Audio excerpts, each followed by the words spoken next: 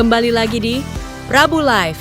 Yang mau kepo saksikan gosip-gosip hari ini, selamat menonton. Penangguhan itu seperti apa sih, Bang? Jadi begini, syarat permintaan penangguhan itu bisa diajukan oleh penasihat hukum, bisa diajukan oleh keluarga, bisa diajukan oleh RT RW, bisa juga oleh orang yang kenal dengan si tersangka yang bersangkutan, bisa juga oleh tersangka sendiri mengajukan. Cuman yang paling kuat mengajukan permohonan penangguhan penahanan itu adalah pihak keluarga dan atau penasihat hukumnya. Jadi biasanya itu penasihat hukum mengajukan permohonan dengan jaminan, keluarga mengajukan permohonan juga dengan jaminan. Jaminannya apa? Bisa jaminan uang, bisa jaminan badannya si pemohon. Nah, itu dia. Tapi yang jelas, apakah ini akan dikabulkan? Jawabannya sulit, khususnya terhadap kasus yang seperti yang dialami oleh Nikita Mirzani, yaitu kasus pemerasan. Itu kasus yang sulit untuk ditangguhkan. Bang, tapi kan melihat kasus ini kan kayaknya ada otak di balik semuanya, Bang. Gimana, Bang? Kasus ini ada otak di balik semuanya. Iya, Nikita hanya salah satunya. Oh ya, kita belum tahu siapa pelaku utamanya. Pelaku utama, sutradaranya, pelaku utamanya, pelakunya, kemudian yang turut serta melakukannya kita belum tahu. Tapi yang jelas, yang baru tampak patut diduga pelaku utamanya adalah Nikita Mirzani. Tapi kalau kemudian diketemukan pelaku utama lain, jadi ada dua pelaku utama. Karena yang memeraskan patut diduga adalah Nikita Mirzani dan Mail. Tapi ada yang mengojok-ojok nih bahasa ininya kan. Nah, mengojok-ojok ini apakah dia pelaku utama atau dia cuma sebagai provokator gitu, tanpa mendapatkan keuntungan apapun juga. Atau kalau dia memprovokasi tapi dia juga menerima untuk manfaat dari proses pemerasan ini, dia juga sebagai pelaku, bahkan bisa jadi sebagai pelaku utama. Ini semua tergantung dari penyidikan yang sedang berjalan di Polda Metro Jaya. Kalau memang ada mengarah ada pelaku utama lain yang sebagai provokator atau yang sebagai penghubung atau pemberi ide, nah inilah yang disebut sebagai sutradaranya dalam hukum begitu. Jadi pelaku utamanya iya, jadi namanya otak pelaku gitu. Berarti terkesan NM ini dikambing hitamkan ya, Bang? Sang badan atau gimana, Bang? Iya. KNM ini termasuk pelaku, jadi bukan kambing hitam, tapi memang dia patut diduga sebagai pelaku. Tapi kalau ada pelaku utama, berarti ada pelaku kan? Jadi ada pelaku utama, ada sutradara nih, otak pelaku, pelaku utama, kemudian ada pelaku lapangan, ada kemudian yang turut serta melakukan. Jadi kita belum tahu siapa mendapatkan apa atau siapa berperan sebagai apa dalam kasus ini, karena ini nanti pembuktiannya nanti ada di persidangan, ketika proses sidang atau ketika penyidikan selesai mulai rampung, ini baru kelihatan apakah ada pelaku lain. Nanti makanya itu kita tunggu rilis. Nah, di sini juga ketika teman-teman media ingin ada rilis dari Divisi Humas Polda Metro Jaya, ya kita sampaikan juga kepada Divisi Humas Polda Metro Jaya, kami teman-teman media mengajukan permohonan supaya terhadap kasus yang terkait perkara pemerasannya Nikita Mirzani dan Mail dengan pelapornya adalah Reza Gladys, itu supaya segera dirilis supaya tidak menimbulkan kedugaan-dugaan yang negatif dari masyarakat, dari netizen maupun dari media.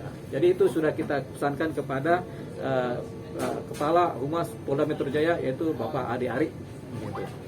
Bang, soal ada pendapat juga yang terbelah cukup signifikan gitu soal apakah RJ bisa ikut dijerat atau enggak gitu, karena sebagian dia ibaratnya dia kalau nggak punya salah kenapa harus bayar. Yang sisi lain juga ya dia mungkin ketakutan gitu sampai akhirnya dia berusaha untuk menutup mulut tersangka gitu.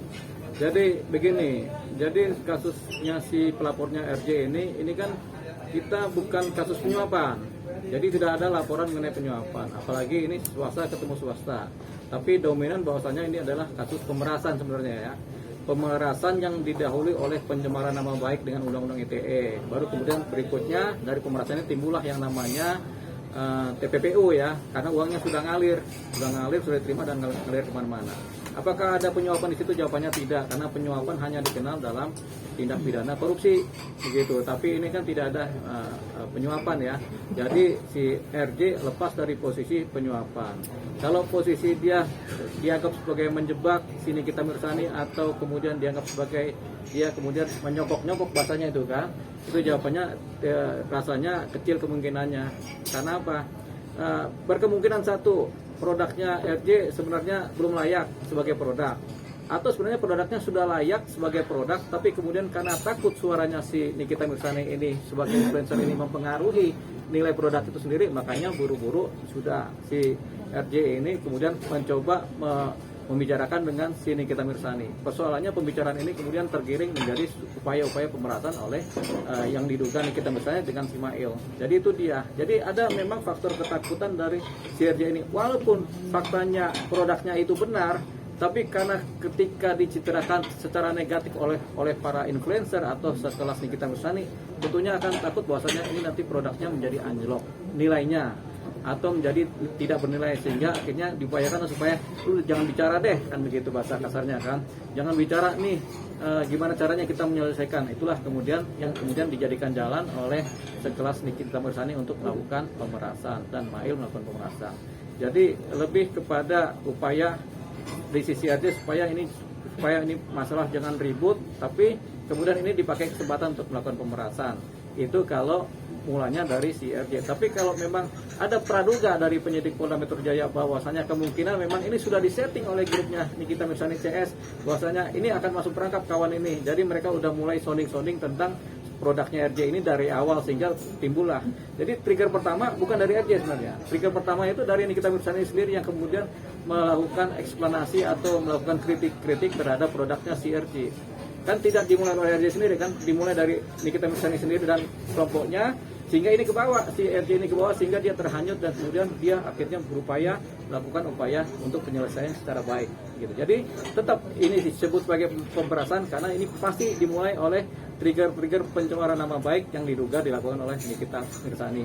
Nama baik apa? Nama baiknya si RJ dan nama baik produknya gitu. Jadi ini pertamanya sebenarnya mula-mula. Jadi bukan RJ tiba-tiba datang ke Nikita, tapi ada penyebabnya, yaitu ada trigger dari upaya-upaya penyampaian kritik produk yang kemudian bisa dianggap sebagai mencemarkan nama baik produknya dan orangnya. Bang, tadi kan tidak bisa di penangguhan penahanan, apakah itu bisa di restoratif justice?